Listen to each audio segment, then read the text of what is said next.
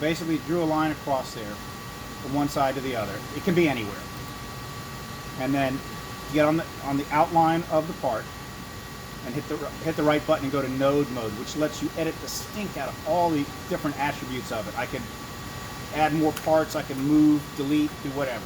But I'm going to come up here and get at this intersection point, hit the right button, and cut the vector. And do the same thing over here, and cut the vector. I'll move it until it's on top of that line.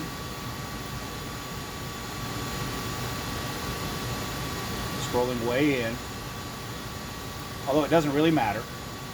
And then I'm going to take this line, because now they're separated, it's not contiguous all the way around. Take this and these little pockets by holding down the shift key, and I want to move them up from 5 to 5.5. There's a move command that I have to find. I didn't ever use it. It sounds silly not to know it, but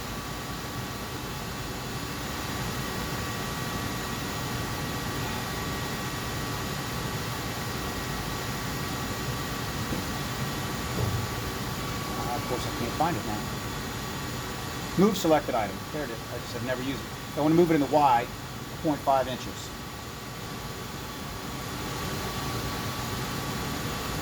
And then I want to rejoin these lines here to here.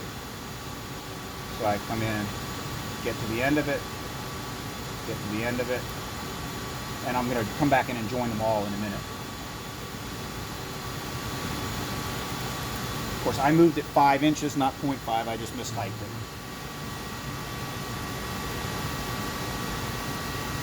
But I want that. So it's got what I moved, and those pockets are already in the right place.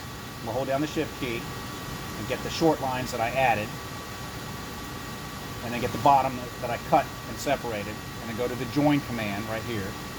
And with this, you can tell what kind of tolerance. Right now, there's 4 separate lines, and when I use the join command, there's only going to be 1, which is what I want. So then I have what I want. Again, I just mistyped the value. So you can cut it with any line or not. I tend to think with a line to break it, but you don't need to. You can just cut it and move that whole thing up, whatever amount.